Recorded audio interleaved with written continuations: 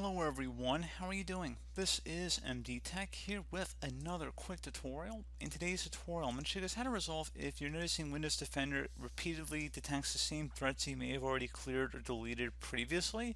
So this should hopefully be a pretty straightforward process here, guys. And without further ado, let's go ahead and jump straight into it. So we're going to go ahead and start by opening up the File Explorer window. So if you want to search for it in the Start menu, you can. Otherwise, go ahead and open up the taskbar icon for it. And then you want to select this PC on the left side. Select your local disk where Windows is installed on. This should be indicated by a little Windows icon above the hard drive. So go ahead and double click on that. Select the View tab up at the top and then make sure Hidden Items is checkmarked. And then you want to go double click on the program data folder. Now that you're here, go ahead and select Microsoft and then locate Windows Defender. So go ahead and double click on that. Should be a folder in here that says scan, so go ahead and double click on that.